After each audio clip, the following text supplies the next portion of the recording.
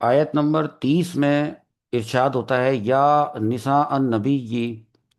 اے نبی صلی اللہ تعالی علیہ وسلم کی بیویوں، یعنی ازواج مطہرات، میں یاتی، جو کرے گی من کننا تم میں سے، بفاحشتن، تنگ، مبینتن، کھلے طور پہ، یضاعف، تو بڑھا دیا جا سکتا ہے، لہا، اس کے لیے، العذاب، عذاب، ضعفینی، دگنا، وکانا ذالک علی اللہ یسیرا، اور یہ اللہ پر بہت آسان ہے۔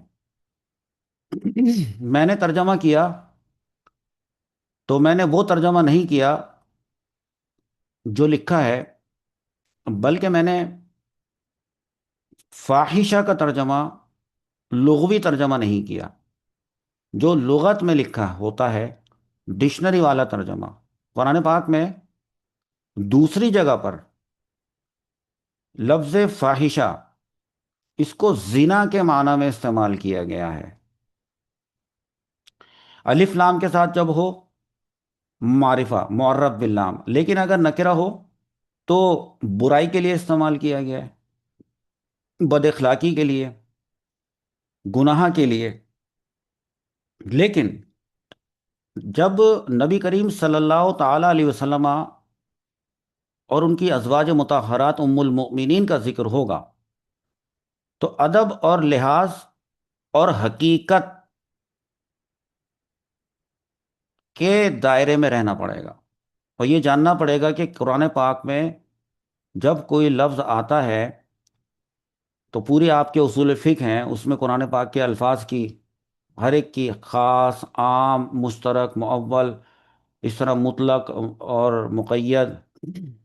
تو کوئی خاص لفظ ہوتا ہے تو کوئی عام اس کا ہوتا ہے تو اس کا حکم الگ ہوتا ہے، مطلق ہوتا ہے تو الگ حکم ہوتا ہے، اسی طریقے سے مقید ہوتا ہے تو الگ حکم ہوتا ہے۔ اسی طرح قیاس کے اندر بہت ساری ایسی چیزیں ہوتی ہیں جس میں بتایا جاتا ہے کہ لغت پر قیاس کرنا جائز نہیں ہے۔ یہ سارے جتنے بھی اصول ہیں، یہ ساری حقیقت، اور پھر حضور اکرم صلی اللہ تعالی علیہ وسلم کی ازواج کا احترام، اس احترام کی حقیقت، اور اس بات کی حقیقت کہ وہ ازواج ہیں اور وہ ام المؤمنین ہیں، یہ حقیقت، اور پھر یہ کہ ان کا ادب واجب ہے، یہ ادب اور حقیقت، ان دونوں کو ملحوظ خاطر رکھتے ہوئے، کیونکہ آپ کو بتایا کہ جب نبی کریم صلی اللہ تعالی علیہ وسلم کی ازواج نے دیکھا کہ فتوحات ہوئیں، مال غنیمت آیا، مہاجرین اور انصار کی جو بیویاں تھیں ان کو مال و اسباب ملا، تو ان میں سے کچھ نے، ان کے دل میں آیا تو انہوں نے کہا ہمیں بھی یہ چاہیے، یا ہمیں بھی لا کے دیں، جیسے کہ عموماً زوجہ کہہ دیتی ہیں کہ ہمیں بھی چاہیے، ہمیں لا کے دیں۔ تو اس کا مطلب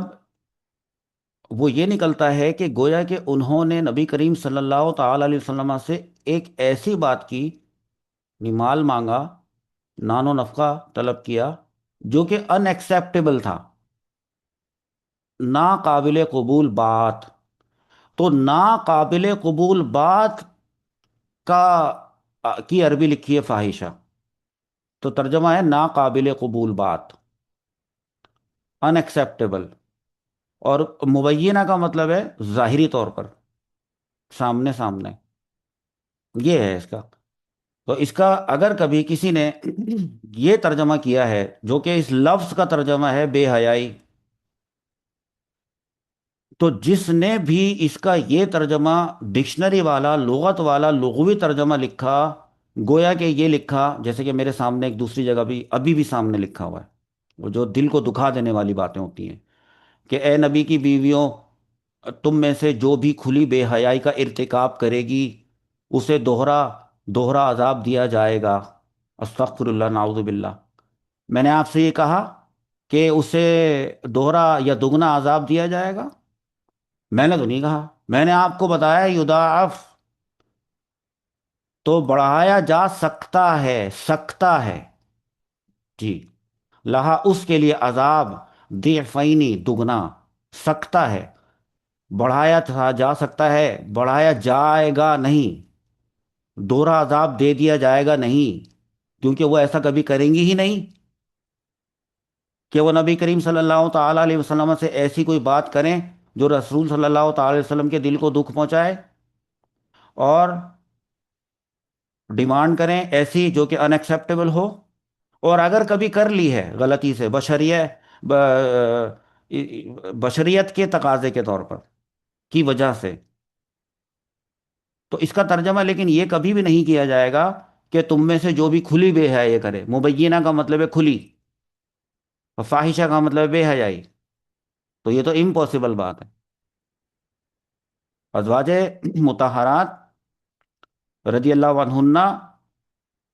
خود ایک بڑے بڑے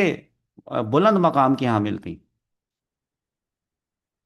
یہ ایک الگ بات ہے کہ جو جتنا بڑے مقام پہ ہوتا ہے، جتنا اس کا اعلیٰ مقام ہوتا ہے، تو اس کی کبھی کبھی معمولی غلطیاں بھی پھر بڑی بڑی شمار ہوتی ہیں، سب پہ اس کی، سب لوگوں کی اس پہ نظر ہوتی ہے۔ تو میں سمجھتا ہوں کہ بات سمجھ میں آ رہی ہوگی کہ حضور اکرم صلی اللہ تعالی علیہ وسلم کی ازواج مطہرات میں ایک مرتبہ ایک زوجہ حضرت زینب بنت جہش، یا دوسرا نام آتا ہے حضرت ام سلمہ رضی اللہ عنہما، یہ دونوں نام، تو ایک مرتبہ حضور اکرم صلی اللہ تعالی وسلم ان کے گھر، یا تو حضرت زینب کے گھر یا حضرت ام سلمہ کے گھر کچھ زیادہ دیر ٹھہر گئے، اور انہوں نے، ان کی ازواج نے، زوجہ نے ان کو شہد پیش کیا، حضور اکرم صلی اللہ تعالی علیہ وسلم نے شہد نوش فرمایا، اور یہ بات حضرت عائشہ صدیقہ کو، حضرت حفصہ کو اور دیگر ازواج کو جب پتہ چلی، تو انہوں نے آپس میں یہ مشورہ کیا کہ جب رسول اللہ صلی اللہ تعالی علیہ وسلم ہم دونوں میں سے کسی کے پاس آئیں گے، تو آپس میں یہ مشورہ کر لیے کہ ہم اس طرح کہیں گے کہ آپ کے پاس سے خوشبو آ رہی ہے شہد کی، تاکہ ہم یہ بتا سکیں کہ ہمیں معلوم ہے کہ آپ وہاں گئے تھے تو آپ نے شہد پی تناول فرمایا ہے۔ تو نبی کریم صلی اللہ تعالی علیہ وسلم کو اس طرح کی باتیں ناپسند ہیں، اور جب حضرت عائشہ نے، حضرت حفصہ نے ایسا کہا کہ شہد کی خوشبو آ رہی ہے، آپ صلی اللہ تعالی علیہ وسلم کے دل کو قبول نہ ہوا، اور آپ صلی اللہ تعالی علیہ وسلم نے مصلحت کے تحت اللہ کے حکم سے اور ازواج کو راضی رکھنے کے لیے قسم کھا لی کہ اچھا ٹھیک ہے، میں نے وہاں شہد پیا تھا، ٹھیک ہے، آئندہ شہد نہیں پیوں گا، میں آئندہ شہد ہی نہیں پیوں گا۔ اب یہ قسم، تو اور ساتھ میں آپ صلی اللہ تعالی علیہ وسلم نے حضرت حفصہ رضی اللہ تعالیٰ عنہ سے فرمایا کہ یہ ایک راز کی بات ہے، یہ کسی کو مت بتائیے گا۔ لیکن حضرت حفصہ رضی اللہ تعالیٰ عنہ سے غلطی ہو گئی کہ انہوں نے یہ والی راز کی بات، قسم والی، حضرت عائشہ صدیقہ رضی اللہ تعالیٰ عنہ کو بتا دی۔ تو پھر سورۃ تحریم کے اندر اللہ تعالیٰ نے حضور اکرم صلی اللہ تعالی علیہ وسلم کو منایا، اپنے پیارے محبوب صلی اللہ تعالی علیہ وسلم سے ارشاد فرمایا کہ اے نبی مکرم صلی اللہ تعالی علیہ وسلم، آپ کیوں اپنے آپ پر اس چیز کو حرام کر دے رہے ہیں، کر رہے ہیں جو اللہ تعالیٰ نے آپ کے لیے حلال کی ہے؟ کیا آپ اپنی بیویوں کی خوشنودی چاہتے ہیں؟ اور وہ جو میں نے آپ کو جو بات بتائی کہ جب امہات المؤمنین نے دیکھا کہ آس پاس کے لوگوں کی مالی حالت بہت بہتر ہو رہی ہے، امیر ہو رہے ہیں لوگ، مالدار ہو رہے ہیں، تو انہوں نے بھی نبی کریم صلی اللہ تعالی علیہ وسلم سے اپنے اخراجات میں اضافے کے لیے اور دنیاوی کچھ چیزوں کی طلب کی کہ ہمیں یہ بھی چاہیے، ہمیں یہ بھی دلا دیں آپ، تو اس کا مطالبہ کیا، درخواست کی، عرض کی،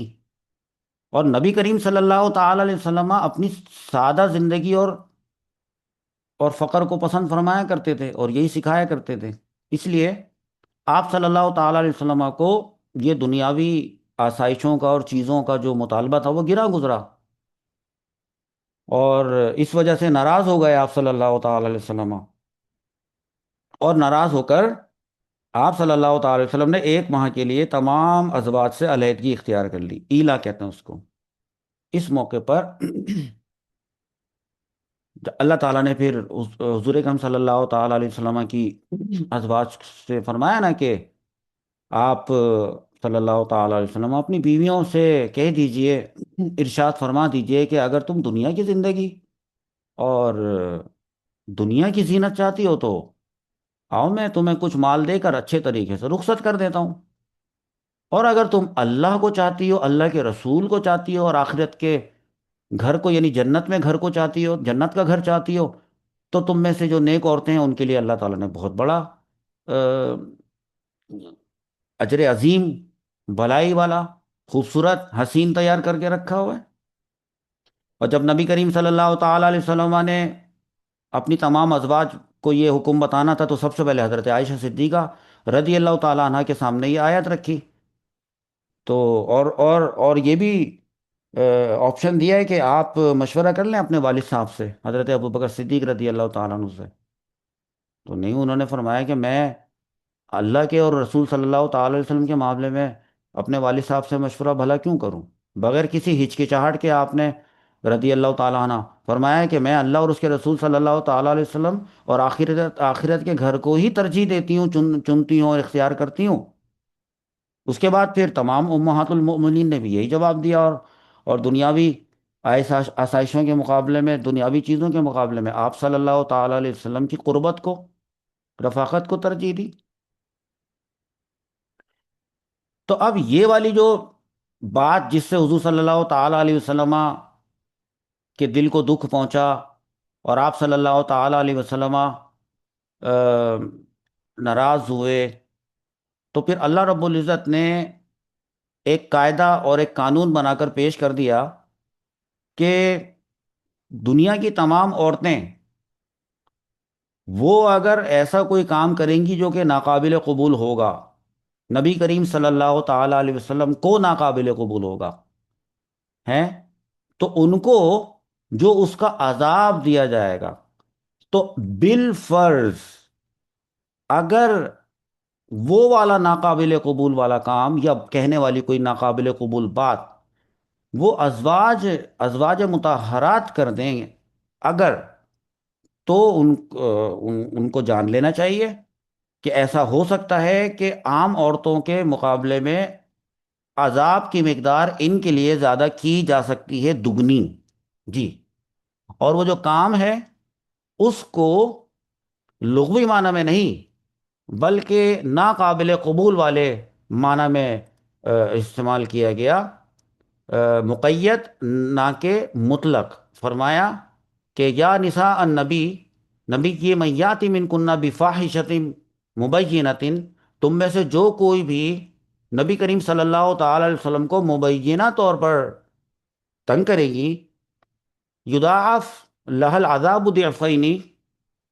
تو اس کے لیے عذاب دگنا کیا جا سکتا ہے، وکانا ذالک علی اللہ یسیرا۔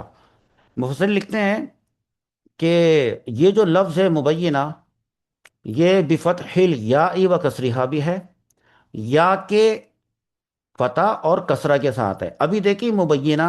اس میں بیچ میں جو یا آ رہی ہے اس کے نیچے ہے کسرہ، تو وہ فرماتے ہیں کہ مبینہ یہ تو ہے، اور ساتھ میں ایک دوسری قرات کے اندر مبینہ بھی ہے، یا پہ زبر بھی ہے، فتح۔ اور آگے لکھتے ہیں کہ ای یعنی بینت، یا پہ زبر دیکھ رہے ہیں آپ لوگ، بینت یعنی وہ جو ناقابل قبول بات تھی وہ پہلے ہی ظاہر ہو چکی تھی، وہ والی بات جس نے کی تھی، یا پھر ابھی وہ بات کی تو تھی لیکن ابھی وہ ظاہر نہیں ہوئی تھی، بعد میں ظاہر ہونے والی تھی، تو پھر آئے گا بینہ، یعنی یا کے نیچے کسرہ ہوگا۔ تو یضاعف، وہ والا یضاعف، یہ والا وہ یہاں لکھا ہے، اس کا رسم الخط الگ ہے اور اس کا رسم الخط الگ ہے ایک ہی لفظ یضاعف۔ تو یضاعف یعنی بڑھایا جا سکتا ہے، اضافہ کیا جا سکتا ہے، بڑھا دیا جائے گا نہیں، کیونکہ انشاءاللہ آئندہ ایسا ہوگا نہیں اور نہ کبھی ہوا۔ تو وفی قراءتن یضعف، یہ جو لفظ لکھا ہے یضاعف، ایک قراءت کے اندر ہے یضعف بالتشدیدی، تشدید کے ساتھ، یہ تشدید کے ساتھ ہے۔ اب یہ بھی مجہول کا صیغہ ہے، یضاعف وہ بھی مجہول کا صیغہ ہے، اور یضعف یہ بھی مجہول کا صیغہ ہے، تو دونوں کا ایک ہی مطلب ہے کہ بڑھایا جا سکتا ہے بت تشدیدی، یہ اس والے آئین کی تشدید، وفی اخرا، اخرا کا مطلب ہوتا ہے دوسری، ایک دوسری قرات کے اندر ہے نضاعف، ضعف یضعف، یضاعف سے اضعف، نضاعف صیغہ جمع متکلم، اب یہ معروف کا صیغہ ہے جس میں لکھا ہوا ہے بن نونی، نون کے ساتھ، علامت مضارع نون کے ساتھ ہے، اس کا مطلب، اور وہ بھی معروف کا ہم بڑھا سکتے ہیں اللہ رب العزت کی طرف، ہم بڑھا سکتے ہیں معہو ونصب العذابی، اور جو لفظ ہے نا عذاب، تو اس کو نصب دے دیا جائے گا، یعنی پھر وہ لفظ وہ ہے العذاب کا، وہ بن جائے گا مفعول بھی، وہ کیسے؟ یہاں پر دیکھیں اس والی آیت میں، یہاں پر جب یہ یضاعف تھا تو یہ تھا مجہول کا صیغہ، اور مجہول کے صیغے میں العذاب تھا کیا؟ نائب الفاعل، اور جب اس کو معروف کا صیغہ بتایا ایک قرات کے اندر، اور بتایا ہے کہ یہ دراصل ہے نضعف، تو پھر یہ جو یہ والا لفظ آیا ہے، یہ العذابو کے بجائے اس کا مفعول بھی بن جائے گا، تو بن جائے گا العذابہ، تو آیت ایسے بنے گی نضاعف لها العذابہ، اس بات کو انہوں نے یہاں پر لکھا ہے کہ وہ نصب العذاب، ٹھیک ہے، لہا ان خاتون کے لیے، الاضعاف الضعفین دگنا کیا جا سکتا ہے، اب اس کو انہوں نے بتایا کہ ضعفی، یہ ایسے دیکھ لیں، ضعفی عذابی غیر ہننا، جی، دگنا عذاب، ضعفی عذابی دگنا عذاب غیر ہننا، دوسری عورتوں کے مقابلے میں، ای مثلی ہی، یعنی اس کے دو مثل، یعنی اگر کوئی اور عورت ہوگی وہ اگر ایسی ان ایکسیپٹیبل بات کرے گی تو اس کو جتنا عذاب ملے گا اس کے دو مثل، وکانا ذالک علی اللہ یسیرا، اور یہ اللہ پر ہمیشہ سے بہت آسان ہے، یہ اس آیت کے بارے میں مفسر نے لکھا۔ تو اس کے بعد